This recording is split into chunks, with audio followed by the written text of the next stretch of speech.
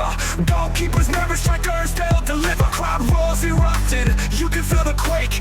80,000 voices, we never move, hallelujah. Nigerian football fans and football fans everywhere, welcome to the channel. So first off, a bit of good news. Taiwo Awoniyi, has come out of his medically induced or clinically induced coma, and now he's recovering from recovering in the presence of his family. So that's good news.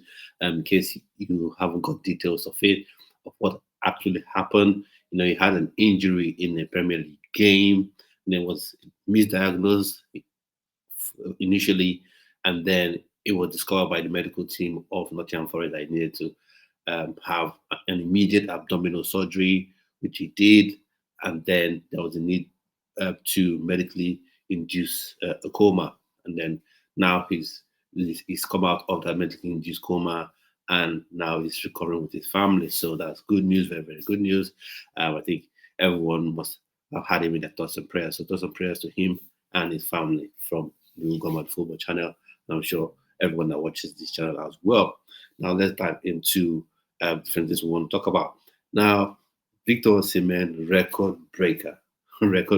He's just gone in one season and broken the record set by Mario Jardel, the Brazilian that used to play for Galatasaray, for the number of goals scored by a foreign player. He has gone and he has broken that record, and he's won.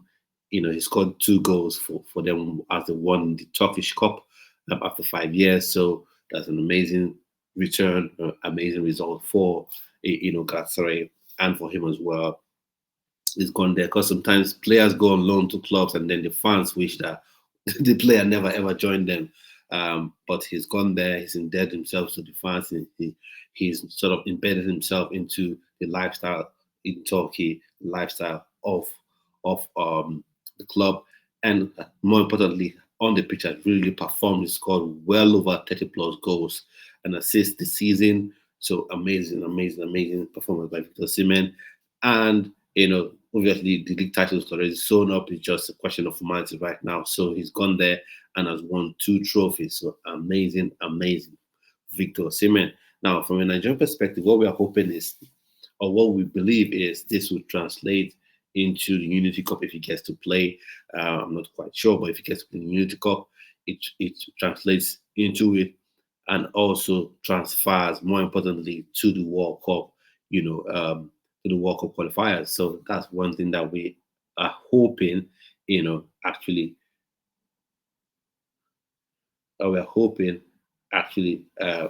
happens. So congrats to Victor Osimhen. What I keep saying is that Victor Osimhen is a world-class striker. People try to complain. People try to, say, "Oh, is it because he's a Nigerian striker?" But it's clear his numbers speak for themselves, And from a perspective of a Chelsea fan, he was there for Chelsea to sign. The board decided to flop their lines and decided they played the miser game with Victor Osimhen, and they ended up missing out on him. But good for him from a Nigerian perspective. He's firing on all cylinders, scoring goals, which means he will be even more confident, even more ready come the World Cup qualifiers versus South Africa, and that would help versus South Africa, and he'll be in among the goals he get, and hopefully, Nigeria would defeat Rwanda, defeat South Africa, and be sure bets for the World Cup. So we hope. But personally, for him, congratulations to him. He's gone there and done well and proved, the naysayers wrong, because when he was linked to Chelsea, a lot of people started downgrading what he achieved, which was a bit funny to me. It was a bit funny, amusing, and at the same time upsetting to me, because you've seen what he's done, on the 17s, right on to the senior team. You've seen what he's done in Champions Leagues, and then you decide to disparage him for whatever reason. But that's that for people.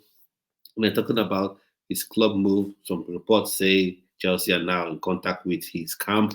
I'll believe it when I see it, because they've been saying this, and Mikel Obi did say, to be fair, that if Chelsea were interested in the deal again, that parties involved they know where to pick up from, and it will be a lot easier to get completed. But let's see how that happens, because I think he'll be a very, very good addition to Chelsea, and I think the Premier League is a league that will suit him perfectly, suit him to a T.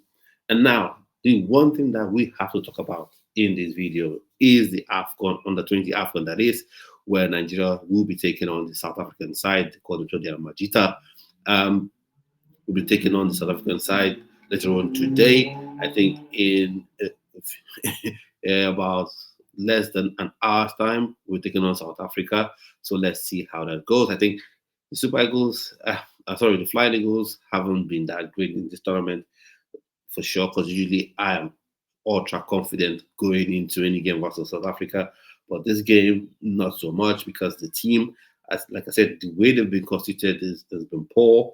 When you look at the team, you don't see any super outstanding talent, although Eric Boy is there, and I always say he is a top player, but he's been underutilized because of the players they put around him, and as well the tacticals, where I say nuance or tactical setup rather of Zubairu, the head coach of the Flying Eagles. So for me, fingers crossed. But one thing I just want to say is that the Flying Eagles, should be vigilant, because the goal that the Congolese team conceded in the quarterfinals against South Africa shouldn't have stood at all, because the ball wasn't played from the right spot.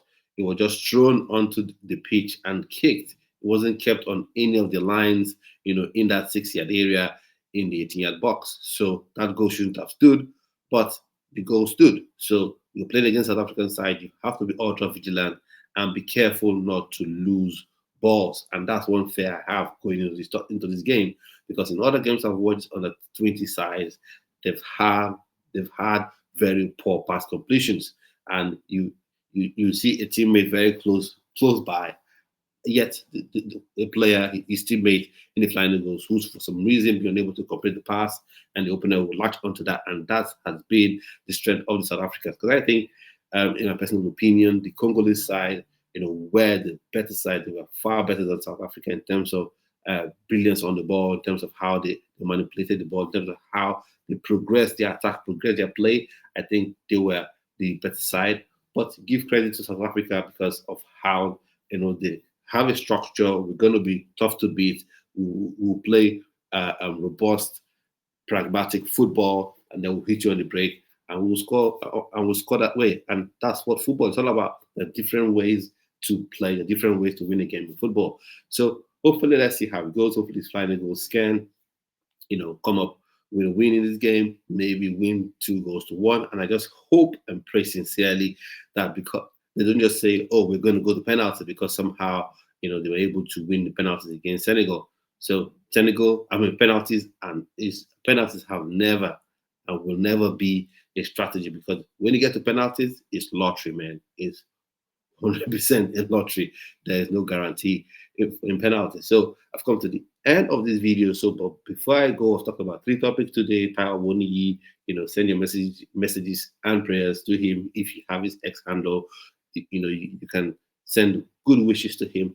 And then as well, we've talked about Victor Osimhen, the record he's broken while at Galatasaray, and what that would mean for Nigeria going forward into the World Cup qualifiers.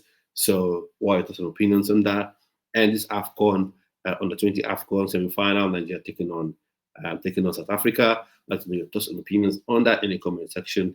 And if you haven't subscribed to the channel already, please do subscribe to the channel and share this video to people, your friends, your family that you feel would love this sort of content. So at this point, I've come to the end of the video, and I'll see you on yet another video. So stay well and stay blessed.